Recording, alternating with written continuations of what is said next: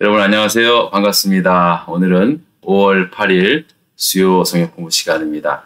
한국은 5월 8일이 어버이날이고 미국은 이제 오는 주일이 5월 12일이 마더스데이로 이렇게 지켜집니다. 우리 교회는 우리 청년들이 어머니들을 위해서 자기들이 식사를 준비한다고 하는데 기대는 하겠습니다. 기대하고 여러분들 많이 좀 도와주시기를 바랍니다. 또 우리 어머님들 꼭 많이들 참석해 주시고요. 자, 이제 예루살렘 초대 교회인들을 진짜 하나도 남김없이 다 잡아가두는 일에 혈안이 되어 있던 청년 사울이 이제는 이제 성에 안 찼는지 다메섹이라는 곳에 또 그리스도인들이 모여 있다라는 정보를 듣고 그곳에 있는 교인들도 다 잡아가두려고 대제사장에게 허락을 받는 공문서를 쥐어들고 다메섹으로 쫓아 올라가지 않습니까? 자, 그러다가 이제 230km가 되는 그 먼 다메섹에 거의 다 이르렀을 때 호련히 하늘에서 엄청난 강한 빛이 비춰오지 않습니까? 그래서 사울은 그 자리에서 곶구라 넘어집니다. 그리고 그의 귀에 들리는 음성이 있습니다. 사울아, 사울아, 내가 어찌하여 나를 핍박하느냐? 사울은 너무나 놀랐겠죠? 너무나 두려웠겠죠? 주여 누구십니까? 라고 그렇게 두렵고 떨리는 음성으로 물어보니까 예수님이 뭐라 그러십니까? 나는 네가 핍박하는 예수다. 부활하신 예수 그리스도를 만난 겁니다. 정말 사울은 그야말로 그 예수를 믿는 그리스도인들 남녀노소 할 것 없이 그냥 그리스도를 믿는 모든 사람들을 가두려고 살기등등한 모습으로 다메섹을 가다가 예수한테 잡힌 거예요. 예수를 믿는 사람들을 잡으려 가다가 본인이 예수에게 잡힌 신세가 된 겁니다. 닭 쫓던 개가 지붕 쳐다본다고는 말이 아니라 이제 닭 쫓던 개가 도리어 닭에게 잡힌 꼴이 된 거죠. 이런 일들이 사실은 많이 있습니다. 기독교 교회 역사를 보면 우리나라도 마찬가지지만 정말 이렇게 한때는 막 그렇게 핍박을 하고 그렇게 막 그냥 교회를 막 그냥 못된 교회를 향해서 못되게 했던 분들을 하나님께서 택해서 한국의 위대한 사도 바울과 같이 사용했던 분들이 몇몇 있습니다. 자, 그런데 예수님께서는 그렇게 사울을 부르시고 난 다음에 다메섹에 가라 그러지 않습니까?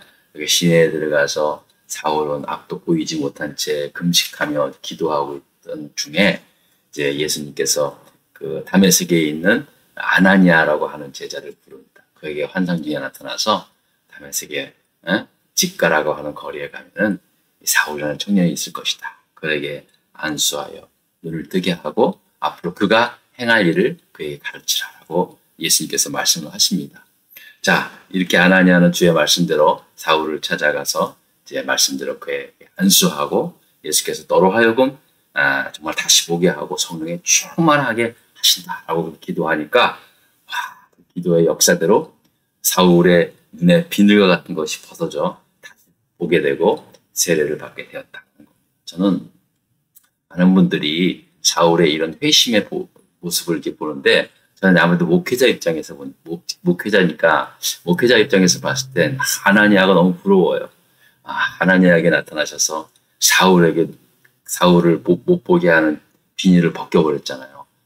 저에게도 그런 은혜를 주십시오. 하나님, 저에게도 그런 능력을 주십시오. 하나님, 정말 저에게도 아나니아와 같은 은혜를 주셔서 우리 교인들 눈을 가리고 있는 그 영적인 그 비닐들을 좀 다 벗길 수 있도록 세상으로 인하여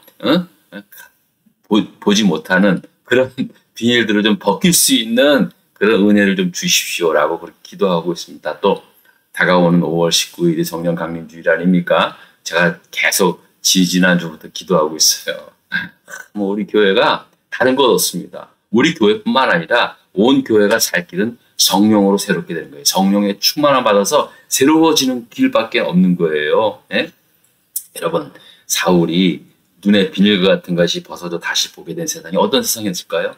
세상이 똑같죠. 전에 봤던 거랑 똑같죠. 이렇게 잠시 며칠 동안 보지 못하다가 다시 눈 떴을 때 세상이 바뀐 건 아니지 않습니까? 근데 뭐가 바뀌었을까요?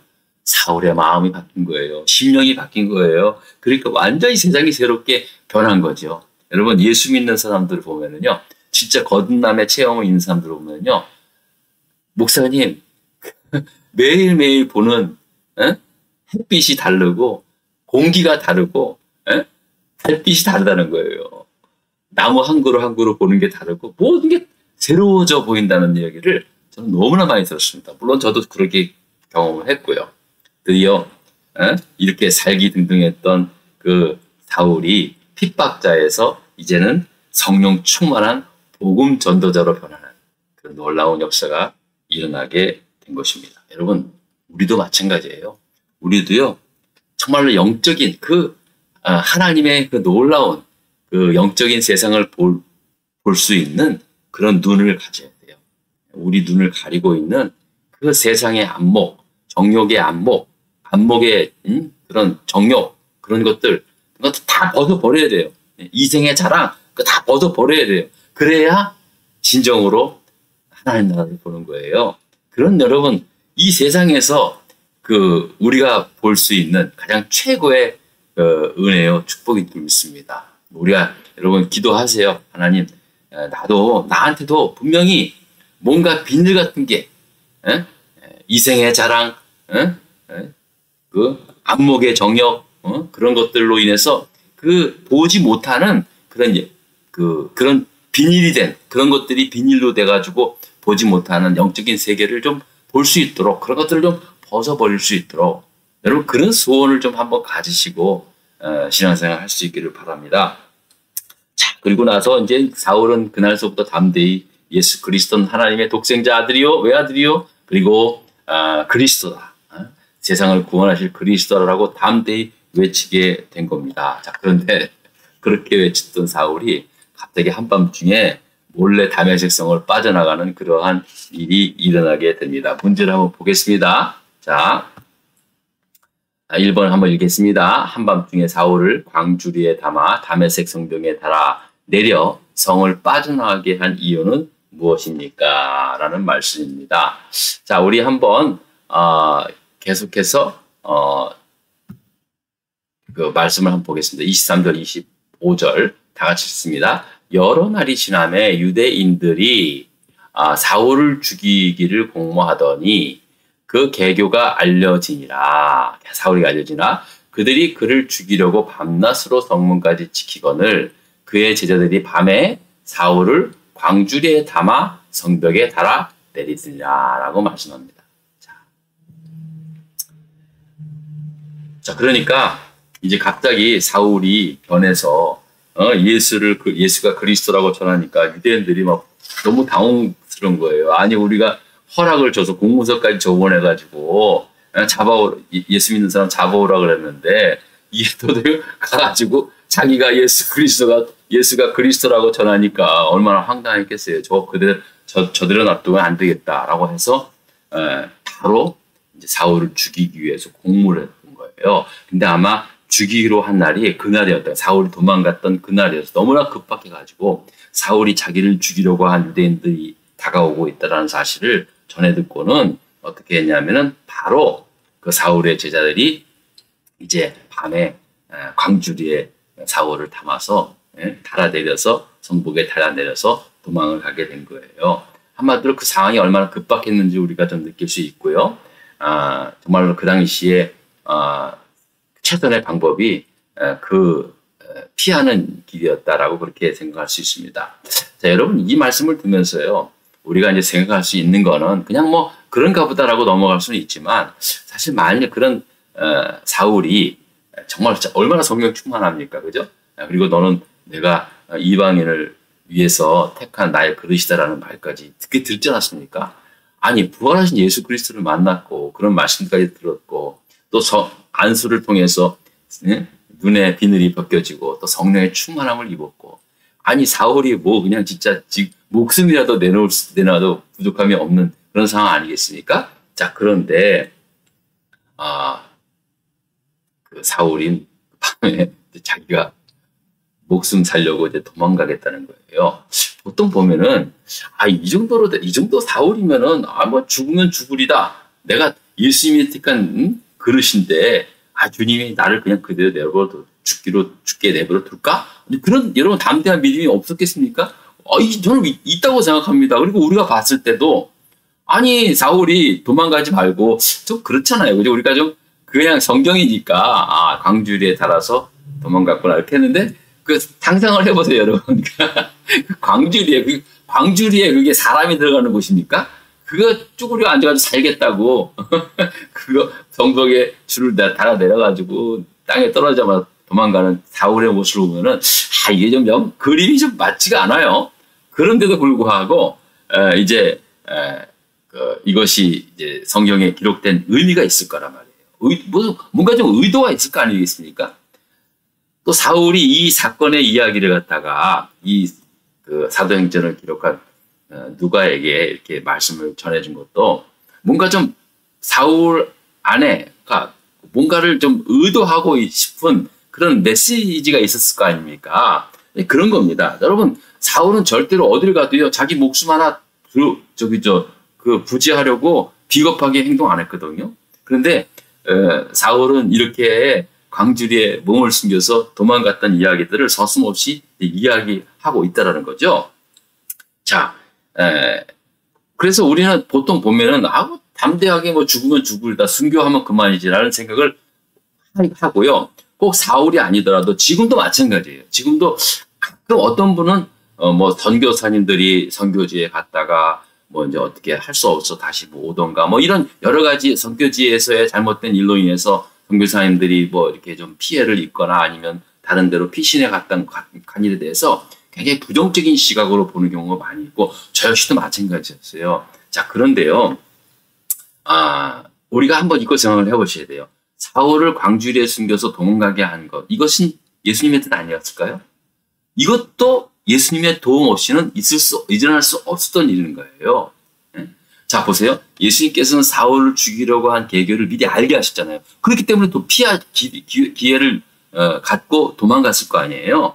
그러니까 예수님께서 그 계획을 미리 알게 하셨고 또 광주리에 내려서 그 사울을 도망가게끔 하는 그 제자들도 있었을 거 아니에요.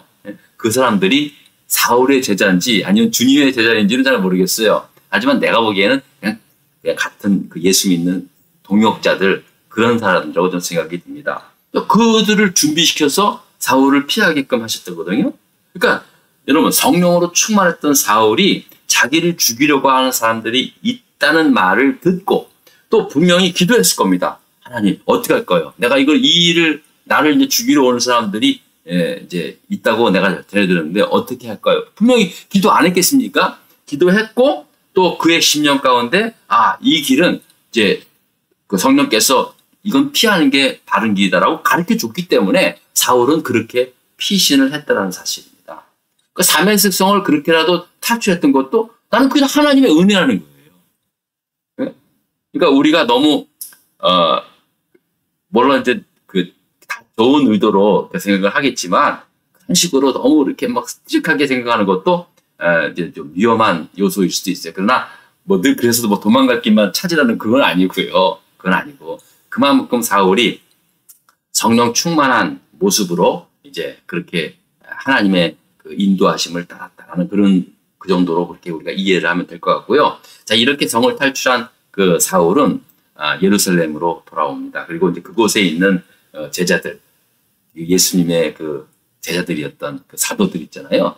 그들을 만나서 이제 교제하라고 했죠. 교제하려고 한 겁니다. 당연히 그렇지 않겠습니까? 내가 사울이었다면 아마 그들을 찾아가서 제일 먼저 사과부터 했을 겁니다. 잘못했다고. 내가 정말로 너무나 무지해서 얼마 전까지 내가 예수 믿는 사람들을 잡아가는 일에 대해서 내가 정말 신시하게 사울이 사과 드리고 싶었을 겁니다. 그런 이유도 있었고 또 더 예수님에 대해서 알고 싶은 마음이 있어가지고 이제 그들을 만나려고 시도를 한 거예요. 근데 그 사람들이 만납니까? 얼마 전까지만 해도 그 모든 우리 교인들을 다 잡아가두는데 혈안이 된 사람인데 아무리 자기가 변했다 그래도 이건 지금 만나는 건 아닌 것 같은 그런 생각이 드는 거예요. 그랬을 때 나타난 사람이 누구였냐? 바로 바나바였습니다. 바나바. 자, 우리 바나바가 우리 2번입니다. 자, 2번 문제 보겠습니다. 자, 변화된 사울을 위해서 바나바가 나서서 한 일이 뭡니까? 자, 이 바나바라는 사람이 나타나서 바울을 위해서 어떤 일을 했는가? 우리 성경 말씀 26장 26절, 27절 있습니다. 사울이 예루살렘에 가서 제자들을 사귀고자 하나 다 두려워하여 그가 제자됨을 믿지 아니하니 바나바가 데리고 사도들에게 가서 그가 길에서 어떻게 주를 보았는지와 주께서 그에게 말씀하신 일과 다메섹에서 그가 어떻게 예수의 이름으로 담대히 말하였는지를 전하니라 라고 말씀합니다. 이 바나바라는 사람이 있잖아요. 이런 일을 한 거니까 바나바가 12장부터 본격적으로 나오기 시작을 하는데 참 이 바나바라는 사람이 대단해요. 예? 자기도 사실은 좀 두려웠지 않았겠습니까? 그럼에도 불구하고 이렇게 변화된 그 사울이라는 사람을 대신해서 자기가 그런 일을 했던 것입니다. 그런데 이제 예루살렘에도 이제 이렇게 바나바의 도움으로 이제 사울이 제자들을 만나서 교제도 하고 더욱더 담대히 복음을 전하게 되는데 결국은 이 사울이 예루살렘에 더 이상 머무르지 못하는 그러한 상황이 일어나게 됩니다. 자, 무슨 일일까요? 자, 보십시다. 3번의 문제를 읽겠습니다. 형제들이 사울을 그의 고향 다소로 보낸 이유가 뭡니까? 그리고 사울로 인해 당시 초대교회에 어떤 영향을 끼치게 되었습니까? 라는 그러한 질문입니다. 자, 보세요. 자, 이제 사울이죠. 아직 바울이라는 이름이 개명이 안 됐으니까.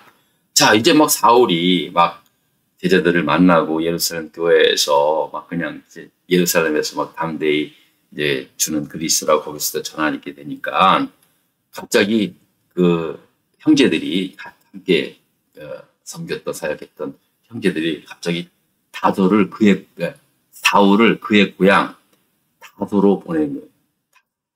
다소로 보내게 된 겁니다. 왜 그런 일이 일어났을까? 28절부터 31절에 보면은 그런 말씀이 나오는데요. 그것도 보겠습니다. 성경 말씀 보겠습니다.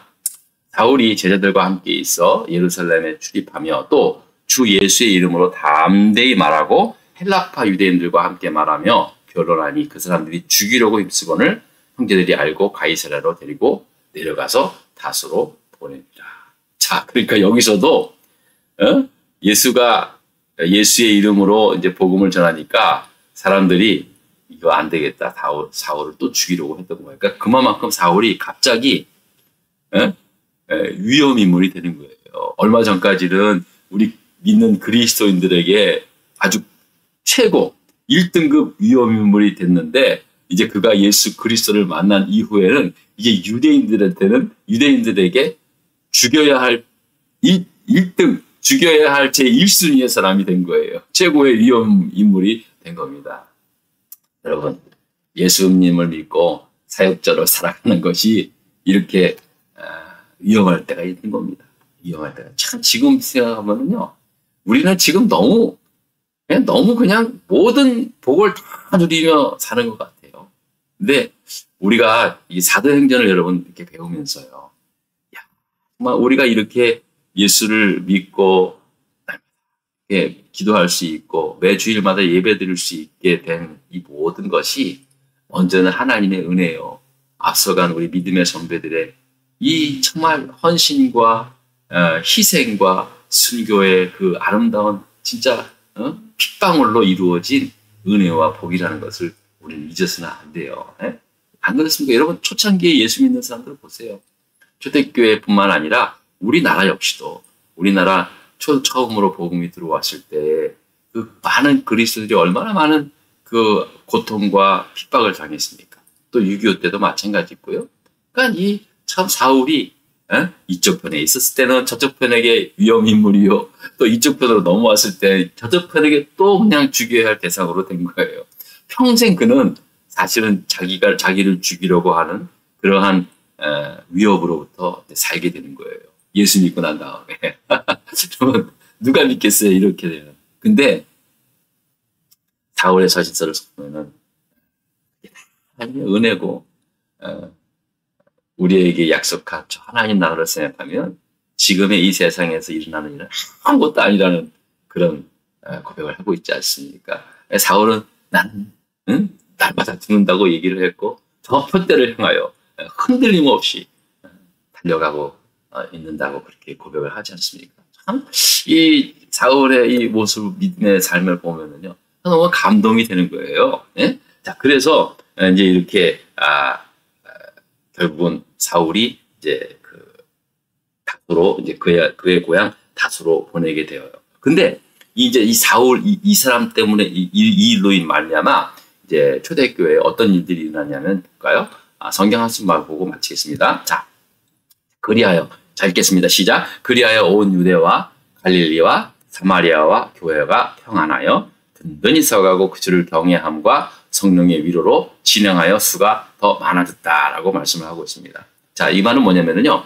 사울이 떠남으로가 아니라 사울 일로 말미암아 사울 때문에 이 청년 사울이 그 그리스도인들을 잡아 가두는 핍박자에서 복음 전도자로 변화되고 그가 유대인들에게 복음을 다시 전하고 또 유대인들의 그 살해 대상이 돼서 결국 다소로 도망가는 그런 이 모든 일들 이 일들의 결과가 어떤 일이냐면은 오히려 교회가 더 평안히 든든히 서가고 성령의 위로가 넘치고 그리고 큰 교회의 부흥이 일어났다라는 말씀입니다. 여러분 그렇습니다. 교회의 부흥은요 그냥 이루어지는 게 아니에요. 그리고 우리나라도 뿐만 아니라 기독교 2000년의 역사를 보면은요 교회의 진정한 부흥은요 뭐 세상적으로 많은 복을 받고 무슨 뭐 그런 어떤 그때가 아니라 이렇게 생명을 무릅쓰고 정말 목숨 내놓고 복음을 전하며 또 여기 피하고 저기로 피하면서 때로는 순교도 당한 그러한 일들이 배경이 됐을 때 그때 진정한 복음, 그 부흥이 교회의 부흥이 일어나게 된다는 사실이죠. 저는 우리 교회뿐만 아니라 우리 한국 교회도 참 많은 우리 믿음의 선배들의 그 기도와 헌신과 희생으로 정말 우리가 많은 복을 누렸습니다. 그리고 우리도 마찬가지. 우리도 우리 다음 세대를 위해서 우리가 희생하는 마음으로. 아무리 여러분 세상이 뭐 좋고 우리가 뭐 예수 믿기 편하다 그래도요. 이렇게 또 살펴보면은요. 내가 희생해야 할 거 너무나 많이 있습니다. 사실은. 보지 않을 뿐이지. 그리고 또 내가 기도하고 비록 외부적인 그런 핍박 세력은 없지만 나의 내적으로 내가 스스로 정말로 이 어려움을 감당하고자 하는 그런 믿음으로 이렇게 나갈 때 결국은 이제 교회가 평안해지고 성령의 위로가 넘치고 교회가 부흥하는 역사가 좀 일어날 거라고 저는 그렇게 믿습니다. 여러분 사울 한 사람의 때문에 정말 예루살렘 초대교회가 벌벌벌 떨었던 것처럼 그러나 그가 변화됐을 때는 벌벌벌 떨은 게 오히려 더 전화위복이 돼가지고 그냥 막 온 유럽까지 복음이 전했던 강력한 그런 하나님의 역사가 나타났던 것처럼 여러분 우리도 우리의 삶을 통해서 적어도 무슨 뭐 세상까지는 아니더라도 내가 살아가고 있는 우리 공동체에 선한 복음의 영향력을 미치는 그러한 인물로 여러분들이 살아갈 수 있기를 부탁을 드리겠습니다. 여러분 오늘 코발리스가 오늘서부터 굉장히 날씨가 너무너무 좋습니다. 그냥 진짜 밖에 나가고 싶은 그런 마음이 들 정도입니다. 여러분 오늘 한 주간 또 잘 지내시고요. 그러나 또 늘 건강 유의하시면서 지낼 수 있기를 바랍니다. 감사합니다.